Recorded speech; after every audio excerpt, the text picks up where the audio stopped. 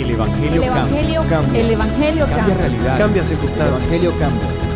cambia las vidas Para bien. y para siempre. Para siempre. El Evangelio cambia la tristeza, y la convierte en gozo. cambia las Las familias. comunidades. Está cambiando nuestra El nación. Evangelio Está cambia. cambiando nuestra nación. La mayor experiencia del cambio para nuestra Venezuela. El cambio para nuestra Venezuela. El Evangelio cambia.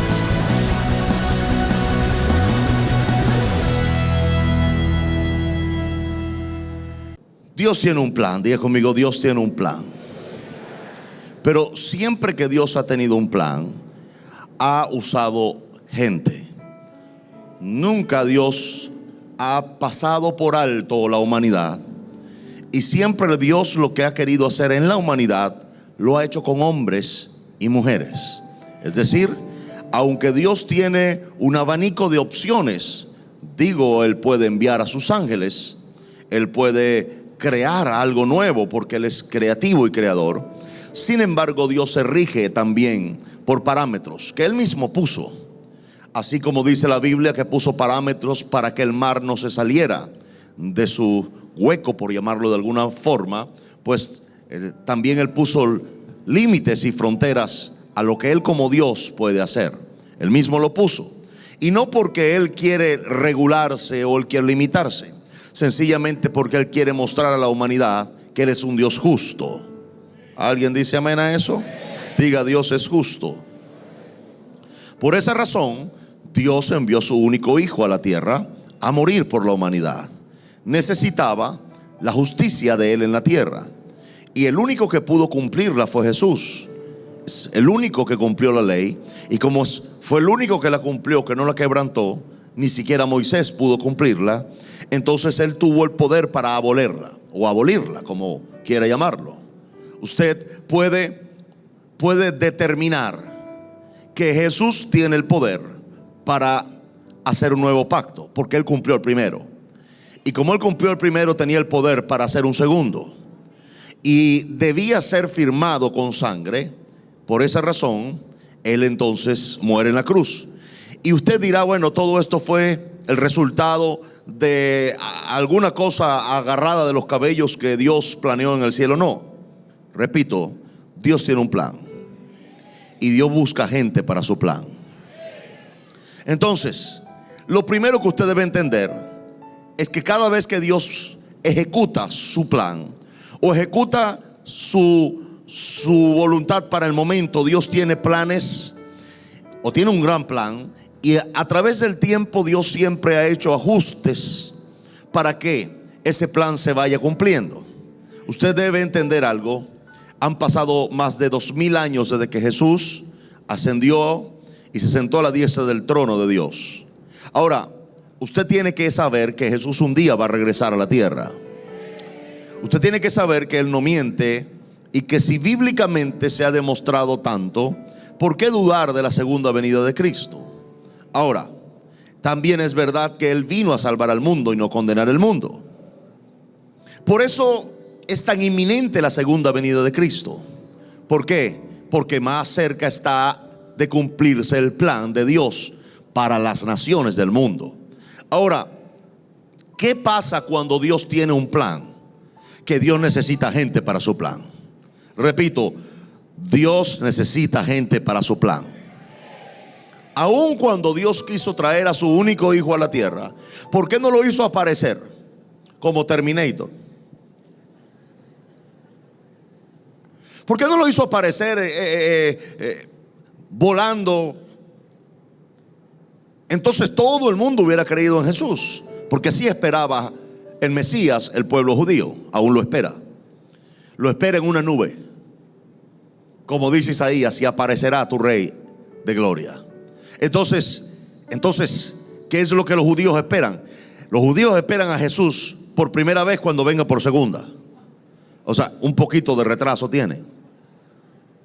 Entonces, pero Jesús no apareció así. Jesús vino de la manera más convencional. Y déjeme decirle algo, Dios no escoge gente especial, Dios escoge gente convencional, normal, comunes. Gente con defectos, gente con debilidades, gente con problemas.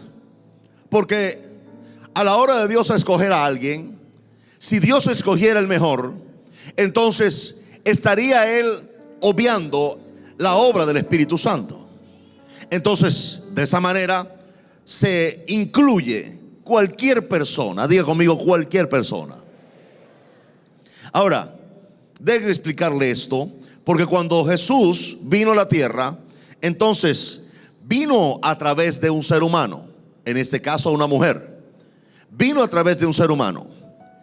Él pudo haber venido volando, flotando, pero vino en forma de hombre y nació de la forma más convencional, igual como usted y como yo.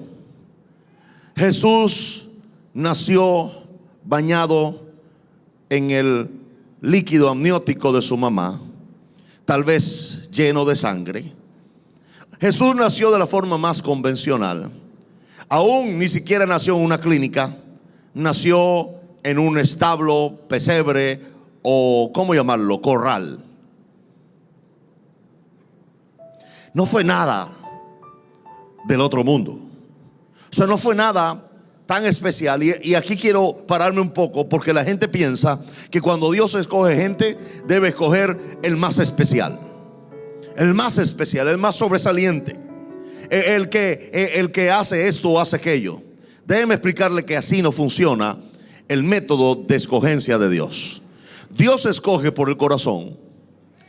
Y es también verdad que Dios escoge en mucho por la pasión que alguien tiene acerca de Él, o acerca, fíjese, de obedecer, como Saulo de Tarso. Si alguien era apasionado en la obediencia, era Saulo. Si alguien era obediente a sus superiores, era Saulo. Así que Dios vio tanto talento en la posibilidad de convertir un asesino intelectual de un santo, convertirlo a apóstol. Y cada vez que yo leo esta historia me conmueve, porque Pablo era un perseguidor de la iglesia. Un perseguidor de la iglesia que consintió en la muerte de Esteban cuando lo apedreaban. Si él no hubiera consentido, a Esteban no lo matan, pero él estaba ahí como autoridad. Y como él consentía, cuidando la ropa, o sea, cuando dijeron vamos a apedrearle, desnúdenlo, entonces Saulo dijo, yo le cuido la ropa. O sea, no había necesidad de preguntarle a Saulo, Señor, ¿usted permite que le caigamos a piedra a Esteban? Por supuesto, al decir yo les cuido la ropa, estaba autorizando que le cayeran a piedras. Y mientras este hombre de Dios Esteban moría, Saulo consentía y se alegraba como moría un hombre de Dios, un siervo de Jesucristo. Sin embargo, unos meses luego es llamado por Dios y es puesto por Dios. El gran problema era cuando Saulo se convierte, los cristianos que le rodean le dicen, estás loco, tú no puedes predicar en ninguna iglesia. En lo que tú aparezcas, la gente corre. Entonces tú eres un perseguidor de la iglesia. Ahora, fíjese que cuando Dios tiene un plan, Dios comienza a buscar gente. Y yo creo que estamos en el tiempo de reclutamiento para un avivamiento. Es decir, es el momento cuando Dios está viendo corazones aquí en la calle. Hay gente que no está aquí sentada y que van a ser escogidos por Dios. Hay gente que está aquí sentada que no va a ser escogida por Dios.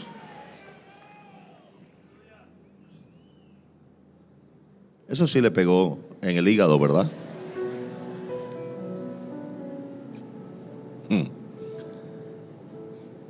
Porque cuando Dios escogía gente en la iglesia, Saulo estaba persiguiendo la iglesia. Sin embargo, ningún otro apóstol fue escogido sino uno más. Y claramente fue Pablo o Saulo. Entonces puedo entender que cuando Dios está escogiendo gente para un plan, no exacta o precisamente va a ser la gente que va a la iglesia, porque no toda gente que va a la iglesia tienen el mejor corazón para servir a Dios. Usted decide eso. Bueno, ni siquiera usted, Dios decide eso. Porque hay gente que viene a la iglesia como un talismán de la suerte. O sea, yo voy a la iglesia y me siento en la iglesia porque yo quiero que me vaya bien. O sea, ellos no tienen ninguna intención de amar a Dios. Ellos no tienen ninguna intención de conocer a Jesús. Ellos no tienen ninguna intención de que su alma vaya a un lugar mejor. Toda su intención es que me vaya bien aquí. No importa que me vaya mal en la eternidad, en el infierno, pero aquí quiero que me vaya bien. Entonces no hay diferencia del que va al brujo para que le vaya bien. No hay diferencia del que va al que lee la carta para que le vaya bien, y el que va a la iglesia cristiana para que le vaya bien. Esto tengo que desarticularlo. O sea, el que la gente siga usando la iglesia como un talismán de la suerte.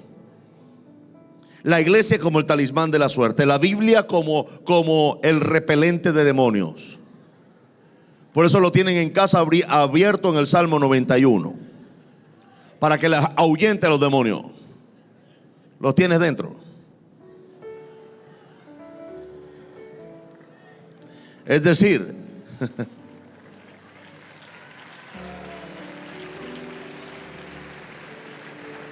usted está equivocado. Los demonios no viven en una casa de bloques. Ahí vive la gente que tiene los demonios.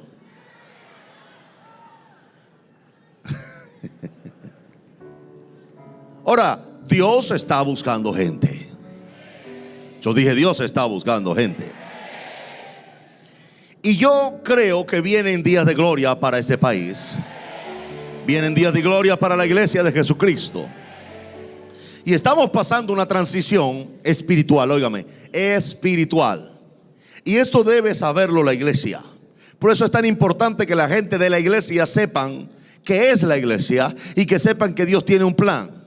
Y que no se trata de venir a la iglesia como un talismán de suerte, para que me vaya bien, para que los demonios se vayan, para que las maldiciones no me lleguen, etcétera, etcétera. Y aunque sí son recompensas, sí son promesas, sí son verdades impresas que vienen como consecuencia de una relación con Dios, no es o no está aislada de una relación con Dios. Lo primero que tú buscas no es que te vaya bien. Lo primero que tú buscas es que Dios esté contigo y tú con Dios, y que ambos tengan una relación compenetrada, y como consecuencia se desprende una vida, y esa vida atrae bendiciones.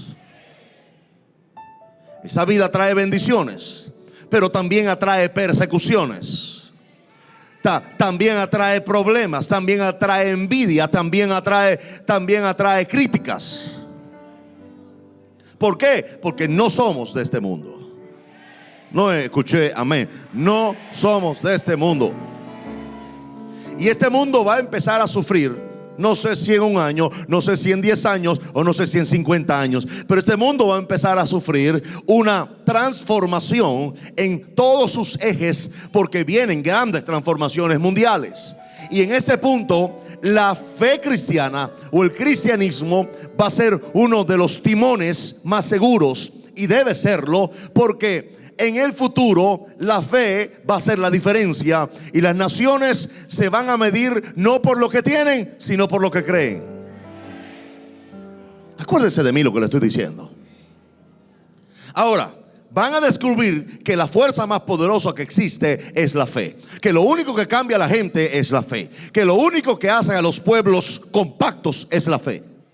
Y en el futuro van a darle paso a la fe, porque van a saber que lo único que hace sentar a un rico, a un pobre, a un blanco y a un negro en el mismo lugar es la fe. No hay otra cosa que lo permita. Ahora, Dios empieza a buscar gente. Dios empieza a buscar gente. Empieza el ojo de Dios a recorrer la tierra, y empieza Dios a ver corazones. Óigame, Dios no está viendo el color de tu piel. Dios no está viendo si tienes cabello o no tienes. Dios no ve si tienes dinero o no tienes dinero. Dios no ve si tienes alto índice académico o no lo tienes. Sencillamente Dios ve corazones. Y en este punto nadie los conoce. Nadie. Yo puedo conocerlo por su cara, pero no por su corazón. Ahora, Dios no reconoce a la gente por cara, sino por su corazón. Entonces Dios empieza a buscar gente. Dios empieza a buscar. Hay un cambio de época. Dios empieza a buscar corazones, empieza a buscar gente, y en medio de todo el pueblo consigue una muchachita, 14 o 15 años. Una niña que no tenía ni formación, que no se había bautizado, no tenía mucha carrera religiosa. No era de la iglesia, era una muchacha común, con un corazón muy, muy puro. ¿En qué sentido puro? En el sentido de creer, en el sentido de aceptar, en el sentido de obedecer. Los que escogen a la gente no son ángeles, es Dios. Los que escogen a la gente no son hombres, es Dios. Así que Dios estaba en su trono, y Dios entonces viene y hace un papelito y le dice a Gabriel: Gabriel, ven acá. Gabriel se para frente al trono de Dios y le dice: toma, aquí está. Gabriel le dice: Señor, está María, esposa de José, sobrina de Zacarías y Elizabeth. ¿Quién es? Dios le dice: la madre de mi hijo. Imagínense la cara de Gabriel, del arcángel Gabriel. Dice: ¿cómo? La mamá de mi hijo. Usted no se imagina la noticia en el cielo. Usted no se imagina el impacto de la noticia a Gabriel. Así que Dios le dice: ve y dale la noticia a María de que la escogí. Así que Gabriel se lanza a la tierra, elegantemente volando, y de repente se le aparece en Lucas capítulo 1 verso 26 a María. Y después que se le aparece a María, aquí está la gran diferencia entre los que Dios escoge y a los que Dios no escoge. A todo aquel que Dios escoge lo bendice con su favor. A los que no escoge lo bendice con la salvación.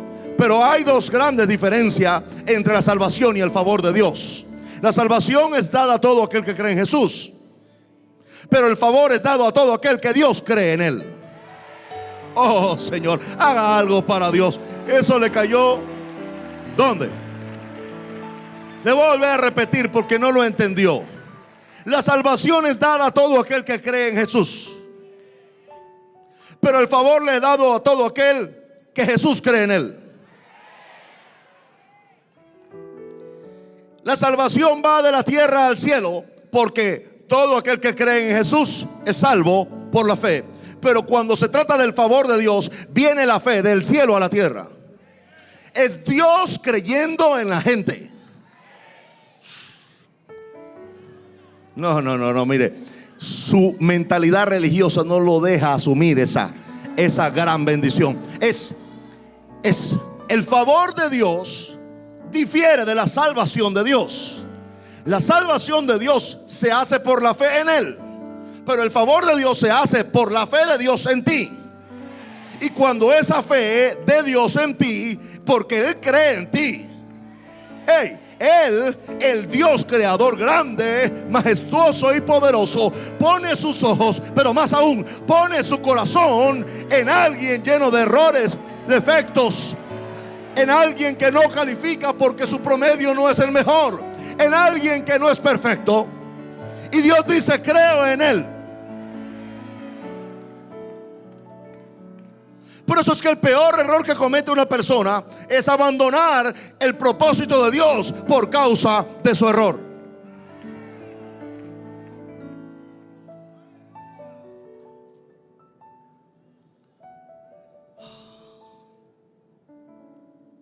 El ángel llega donde María. El ángel sabía dónde iba. El ángel llegó exactamente a María, así como Dios llega exactamente a la gente que escoge. Y lo primero que le saluda, mire cómo entra el ángel. Verso 28: y entrando el ángel donde ella estaba, dijo: salve muy favorecida. Mire, ¿qué significa esto? Es hola. No es salve. Déjese de la tontería de las películas. No. Es el ángel llegó y dijo: ¡epa! ¿Qué? ¿Todo bien? El saludo del ángel a María. Hola María, ¿cómo estás tú? Pero para que nosotros lo entendamos, esta Biblia tiene unos 2000 años y ha sido traducida en otro lenguaje, o en el lenguaje del español antiguo, y entonces se saludaba de una forma respetuosa, de esa manera, salve. Pero sería hoy buenas. El saludo es imponente, le dice salve. Y lo segundo que le dice el ángel a María no es salve muchachita ombligo verde. Hola chamita loca. ¿Por qué? Porque los ángeles respetan más cuando Dios escoge a alguien que la misma gente cuando Dios escoge a alguien. Un ángel no es capaz de ofender a alguien que Dios escoge. Ahora un ser humano sí, porque son contumaces y rebeldes. Pero el ángel, sabiendo que esto era una niñita de 15 años, una niña que pensaba en muñecas, una niñita que no sabía lo que era la vida, el ángel le dice: hola, muy favorecida. Y le voy a decir algo: la gran diferencia en su vida lo hace cuando Dios empieza a creer en ti y desata su favor sobre alguien. Cuando Dios escoge a alguien, le da su favor a alguien. Dice amén a eso.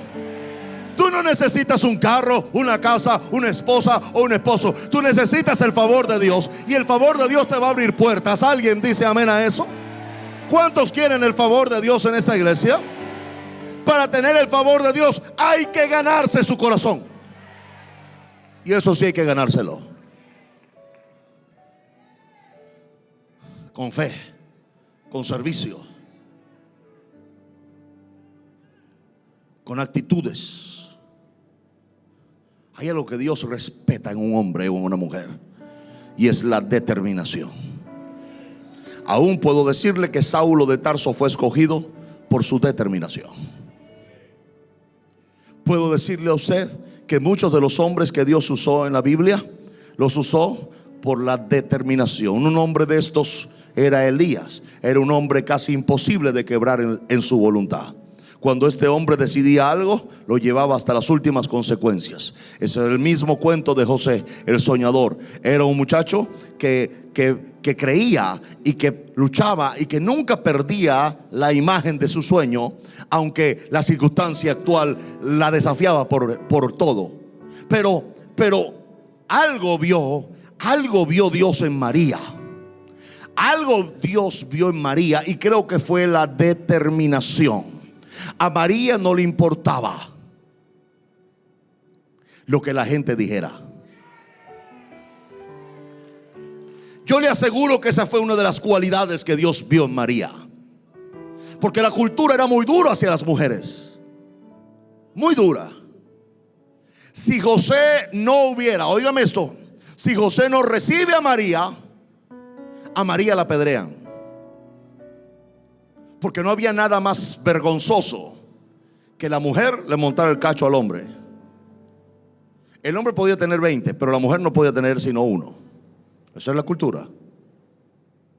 Entonces la mujer merecía ser apedreada. Pero fíjese bien, lea su Biblia. Nunca el hombre que buscaba 3 mujeres era apedreado, pero la mujer que buscaba a otro sí. Le caían a piedra limpia. Pero a María no le importaba. También Dios permitió que José se enamorara locamente de María. María era una mujer bonita, muy linda la niña, espigada, muy linda. Pero, y José, un tipo de 40 años, caballo viejo,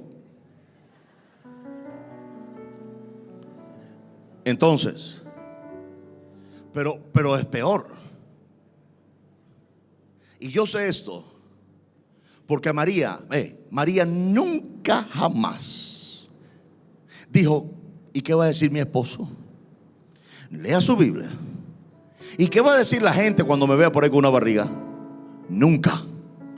Porque la gente que Dios escoge y le da su favor, no se preocupan de lo que la gente dice, se preocupan de lo que Dios dice y piensa.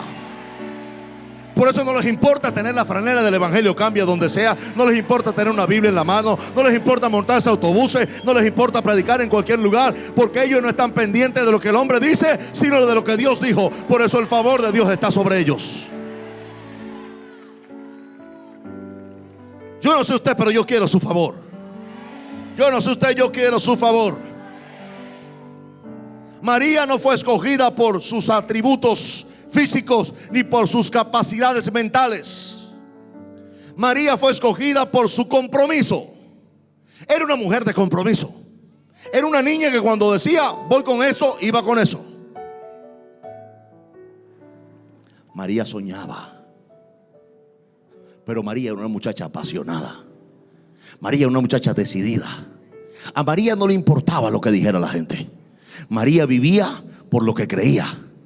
Y dentro de esos parámetros únicos de alguien que tal vez no tiene las mejores intenciones de la vida, que vio a José como una plataforma para ella salir de su pueblo, como que vio a José como una tabla para ella satisfacer sus deseos de futuro. Entonces, de repente, óigame esto, estas personas que no son sobresalientes en la iglesia, cuando hay un cambio de época, son muchas veces las personas que Dios escoge.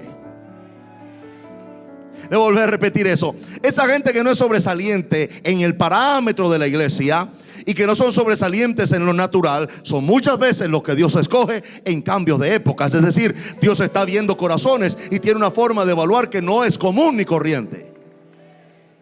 ¿Dicen amén a eso? Ahora, cuando Dios escoge a María, hace algo único. Lo primero que Dios hace no es cambiar a María, es darle su favor. Óigame, lo primero que Dios hace en una persona no es cambiarla, es darle el favor. Eso no lo entiende el religioso, porque el religioso quiere cambiar a la persona primero. El religioso quiere que la persona se ponga la falda larga, el moño, se haga esto, se haga aquello, y hable así, y hable así, y no ve en el corazón, porque nadie puede hacerlo, solamente Dios. Pero Dios no cambió a María. De inicio, Dios le dio su favor a María. Y yo te digo a ti, no importa que tú no seas su santidad o la cuarta persona de la deidad, que tú no seas lo que la gente quiere que seas, pero cuando Dios te escoge, te va a dar su favor, aunque tú no seas todavía lo que vas a hacer. ¿Alguien dice amén a eso? Y te da una gracia, te da un favor. De repente empiezas a caer bien a un gran número de gente y cae mal a un pequeño grupo de gente, porque esa es la verdad. Los que están favorecidos por Dios siempre le caen bien a la mayoría, y a una minoría les cae mal. Y le voy a decir algo, no te odian a ti, por eso no lo tomes a pecho, no lo tomes a personal, porque el odio de esa gente no es contra ti, es contra el favor de Dios que está en ti. ¿Oyó lo que acabo de decir? La gente no percibe, óigame, no percibe quién eres, sino lo que tienes. Así que el ángel se presenta delante de María y le dice: salve, muy favorecida. ¿Y qué pasa cuando alguien tiene el favor de Dios? ¿Qué pasa cuando alguien es favorecido por Dios porque Dios cree en él o en ella? Es que Dios entonces empieza a bendecirle y empieza a darle una gracia especial. Lo más importante del favorecido no es que las puertas se abran, sino que Dios va a estar con él o con ella todos los días del año. ¿Alguien dice amén a eso? El ángel le dice: salve, muy favorecida. ¿Qué más? El Señor es contigo. Y déjame decirle algo: lo puede dejar la familia, lo puede dejar el amigo, lo puede dejar el jefe, lo puede dejar los compinches, pero cuando Dios te favorece, nunca te va a dejar y siempre va a estar contigo. ¿Alguien dice amén a eso? El Señor es contigo. Y esa es la gran bendición del favorecido. Dígale que está solo, hermano, tú necesitas el favor de Dios. ¿Sabe? A los favorecidos Dios está con ellos. Aunque se vea mal, va a salir bien. Aunque se vea negro, va a aclarar. A los que están favorecidos por Dios, siempre el final es bueno. Así que déjenme explicarle esto. Cuando alguien tiene el favor de Dios, Dios está con él. Y ahí está la diferencia. José estaba en la cárcel y todo lo que José hacía prosperaba. Diga conmigo, porque Dios estaba con él. Porque Dios estaba con él. Mi Biblia dice que todo lo que José hacía prosperaba y le iba bien, porque Dios estaba con él, porque Dios estaba con él, porque Dios estaba con él. ¿Sabe? Cuando estos hombres de Dios empezaron a predicar en el libro de los Hechos y tenían tanto favor con el pueblo, a su Biblia, le temían a ellos, no por lo que ellos podrían ser, sino porque el favor del pueblo estaba con ellos. ¿Y por qué el favor de Dios estaba con ellos? Porque Dios estaba con ellos. Porque Dios estaba con ellos. Acerca de eso, este hombre sabio dijo: porque nadie hace estas cosas si Dios no está con él. Y usted debe entender que hay una gran diferencia en cuando Dios se te pone al lado a cuando tú andabas solo. Te voy a volver a repetir eso. Hay una gran diferencia en cuanto Dios se te puso al lado a cuando tú estabas solo. ¿No te has dado cuenta que Dios se te paró al lado? Y cuando Dios se le para al lado a alguien, el favor de Dios es con él o con ella. Y es bendito entre todos. Yo dije, eres bendito entre todos. Tal vez el vecino no lo ve, tal vez el que está al lado no lo ve, pero los demonios lo ven. Los demonios ven el favor de Dios sobre alguien. Lo ven de lejos y dicen: ahí va un favorecido, o ahí va una favorecida. Consecuencia, el Señor es contigo. Bendito tú entre todos. ¿Sabe lo que significa bendito tú entre todos? Bueno, en tu cuadra viven 20 familias, tú estás bendito. No escuché amenes aquí. En tu edificio viven 100, tú estás bendito.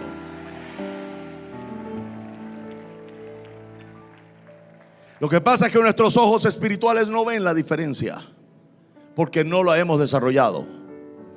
Pero en la puerta de tu casa hay un ángel,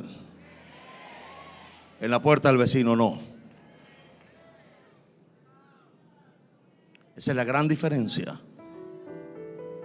Esa es la gran diferencia. Bendito tú entre todos. Bendito tú entre todos. Bendito tú entre todos. Diga conmigo: soy bendito entre todos. Si tu familia no es salva, van a hacerlo por causa tuya. Bendito tú entre toda tu familia. Y cuando la bendición de Dios llega a uno del apellido, luego viene a todos los del apellido. Porque ese es el favor de Dios. Diga conmigo: estoy bendito. Estoy bendito, gloria a Dios. Pero me pasó esto. Mira, el diablo quiere que tú dudes de lo que tú eres. No te dejes abrumar por lo que te pasa, porque a otros les van peor que a ti. Y a ti no te va peor porque tú estás bendito entre todos. Tú estás bendita entre todas. Ay, que Dios no me dio esto, ni me dio aquello, ni me dio lo otro. Y resulta que ya tienes la bendición de Dios sobre ti.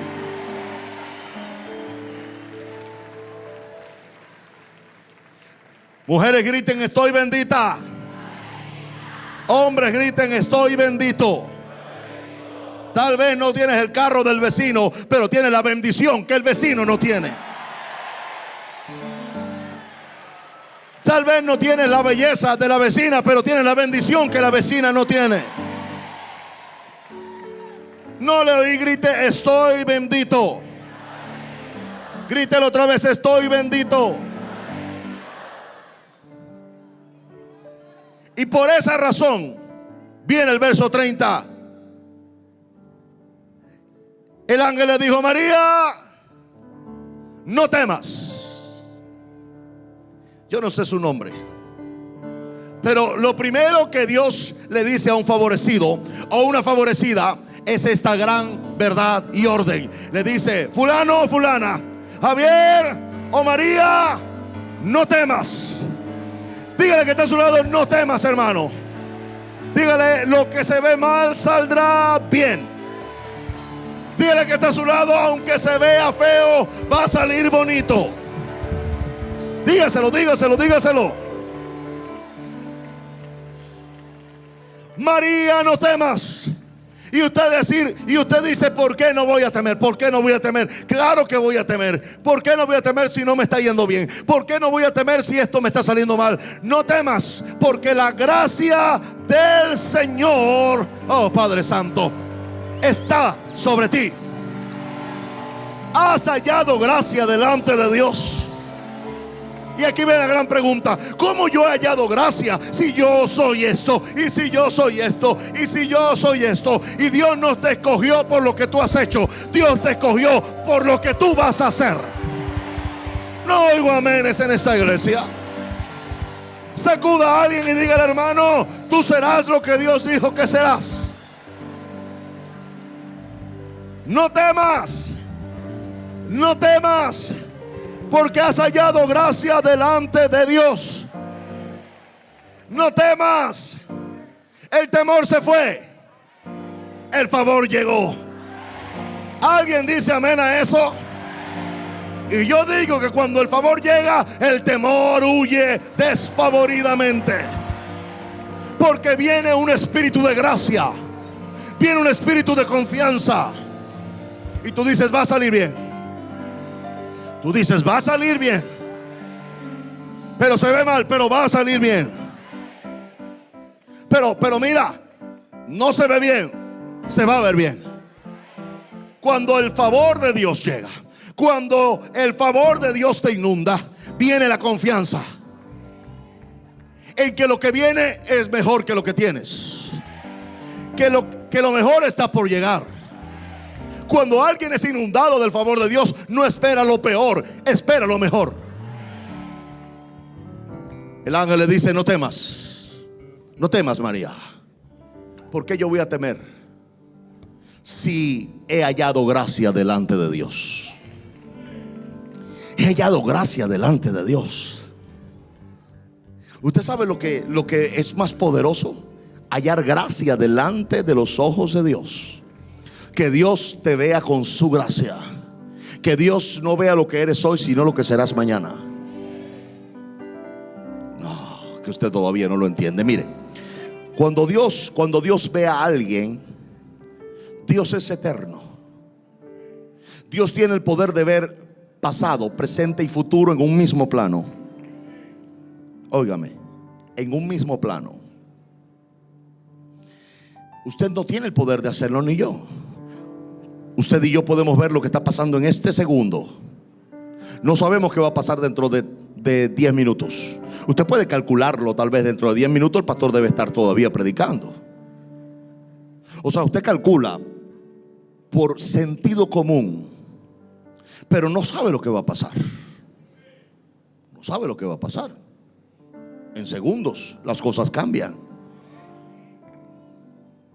Pueden cambiar para bien o pueden cambiar para mal. Cuando el favor de Dios está sobre ti, tú esperas que cambien para bien.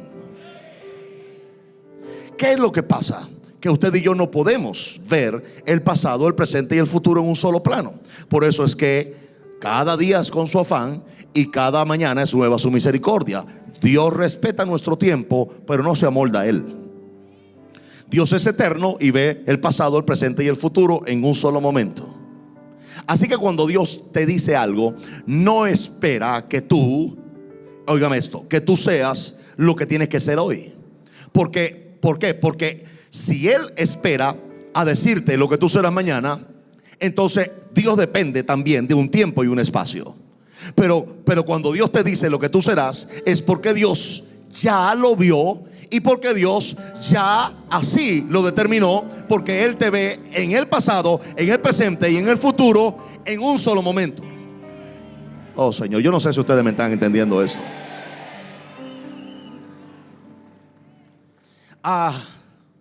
Cuando Dios ve a María de 15 años, ve toda la vida de María, la diseña, le da sus opciones de decisión porque se llama libre albedrío, pero se da cuenta que María es una mujer que casi siempre decide por obedecerlo a Él. Esa es la gran diferencia. En obedecerlo a Él, aunque tú no seas tan bueno o tan buena como tú quisieras, porque Dios prefiere un obediente defectuoso que un desobediente perfecto.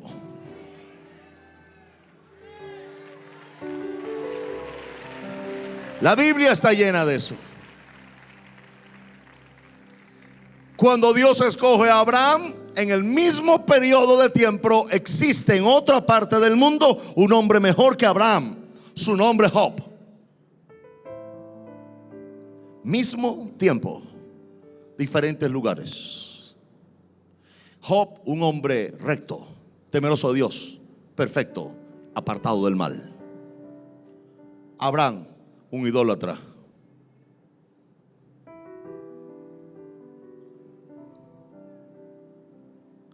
Pero a la hora de ver la decisión, Abraham era un hombre que no permitía que nada se interpusiera entre Dios y él.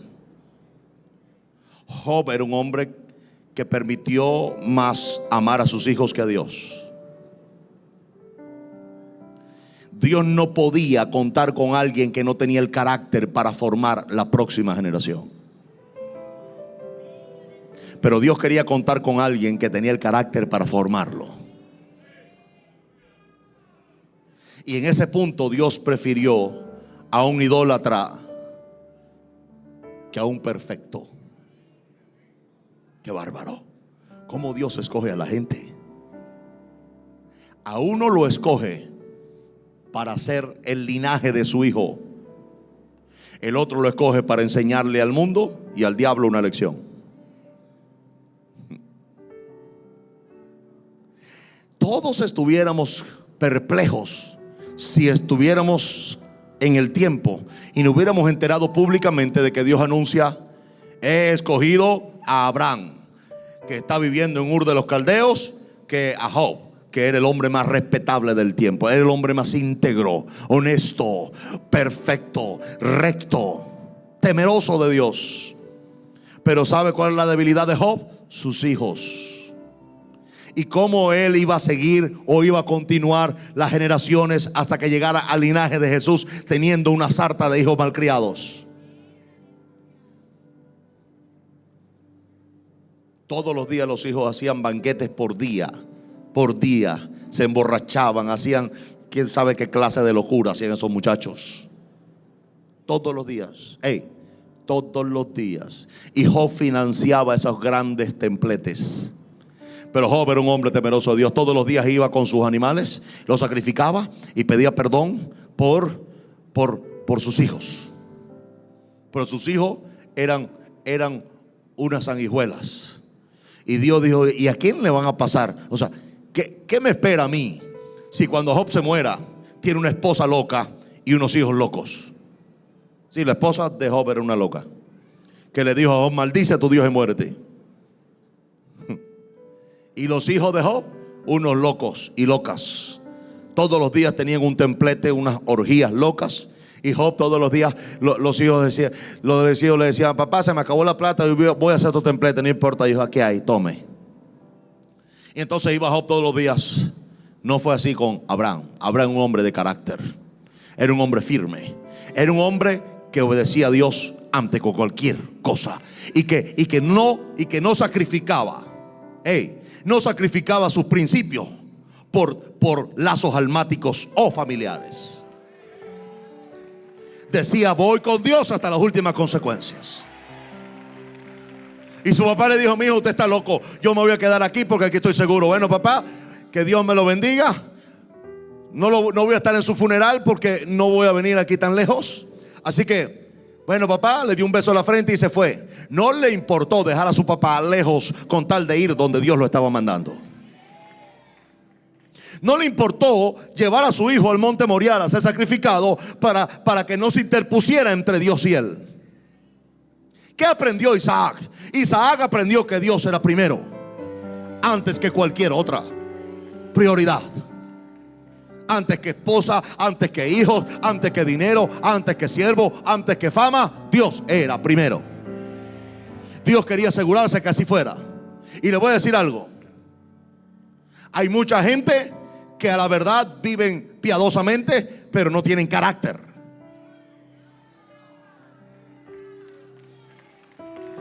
¿Alguien oyó lo que acabo de decir? Hay gente que están más preocupados, piadosos, por lo que la gente dice, por lo que la familia es, y no por lo que Dios dice o lo que Dios quiere. Y esto es contradictorio de ninguna manera. Dios escoge gente para su plan, que no comprometan su plan por la gente. Aleluya. No, pero es que mis amigos me critican. ¿Qué me importa? O sea, mis amigos me critican porque yo no ando emborrachándome como ellos. ¿Ah? Porque yo no ando viviendo una vida oscura como ellos. ¿Qué ventaja hay en tener amigos de esa calidad? Con amigos como esos usted no necesita al diablo. Con esos amigotes es suficiente. Abraham no permitía ninguna desviación. Abraham estaba enfocado en Dios y en lo que Dios quería. María estaba enfocado en Dios y en lo que Dios quería. Por esa razón Dios la favoreció. Dios la favoreció. Y cuando el favor de Dios viene, Dios se para al lado de esa persona.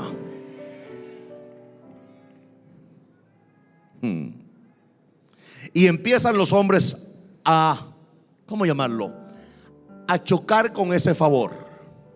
Unos a ser bendecidos con ese favor y otros a chocar con ese favor.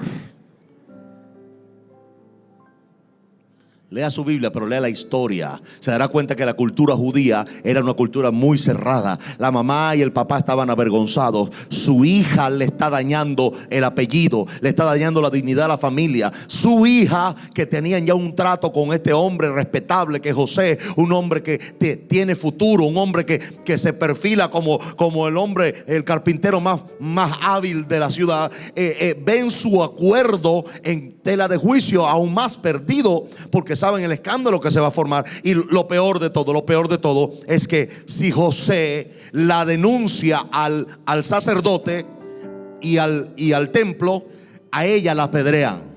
Si él pide un juicio para su esposa, la apedrean. Entonces, imagínese usted que María está en una situación difícil. Su mamá la bota, su papá la bota, su esposo no la quiere recibir y de paso se va a la casa de sacerdote. ¿Para qué se va allá? Se va para allá a hablar con su tía, no a hablar con Zacarías. Zacarías es un hombre mudo. Después lee su Biblia. Zacarías estaba mudo por no creer. Entonces Zacarías no podía hablarle mucho. Pero su tía Elizabeth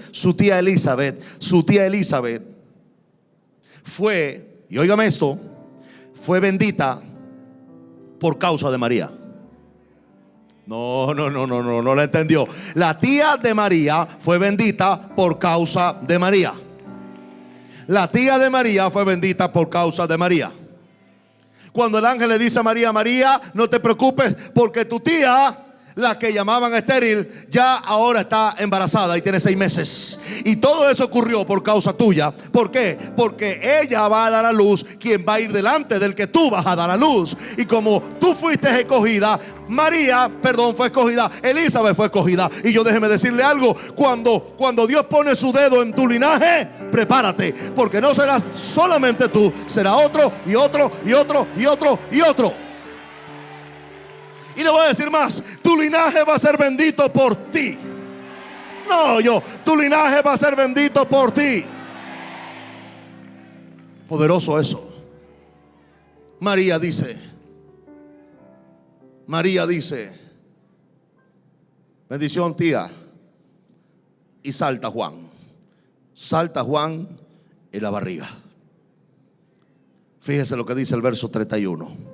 Y ahora concebirás en tu vientre y darás a luz un hijo y llamarás su nombre Jesús. Fíjese bien, Dios siempre le da una visión a un favorecido. Le vuelvo a repetir eso. Dios siempre le da una visión a un favorecido. Dios no le da visiones a gente que no está favorecida. Aleluya. Y puedo decir aquí en palestra pública que hay muchos que están pastoreando que no fueron nunca favorecidos para esa labor. Por esa razón no tienen una visión y peor aún, lo que tienen es ambición.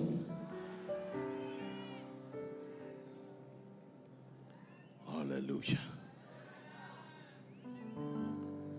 ¿Por qué? Porque Dios le da visiones solo a los favorecidos. Y la visión que Dios da, la bendición que Dios da, tiene connotación en el verso 32. Este será grande, será llamado Hijo del Dios Altísimo, y el Señor Dios le dará el trono de David su padre, y reinará sobre la casa de Jacob para siempre, y su reino no tendrá fin. Déjeme decirle algo, eso que Dios está poniendo en esta generación tiene imagen. La imagen de lo que esta generación tiene en su vientre no es la imagen de una visión egoísta, de una visión individualista. Es la imagen de Jesús. Esa imagen que tiene obviamente impresa esta generación en el corazón va a ser lo que va a resultar, óigame bien esto, en el llamado y el favor sobre miles. El Evangelio cambia. El Evangelio Cambia cambia. realidades. Cambia circunstancias. El Evangelio cambia. Cambia las vidas. Para bien. Y para siempre. Para siempre. El Evangelio cambia la tristeza. y la convierte en gozo. Cambia las familias. comunidades. Está cambiando nuestra nación. El Evangelio Está cambia. cambiando nuestra nación. La mayor experiencia del cambio para nuestra Venezuela. El cambio para nuestra Venezuela. El Evangelio cambia.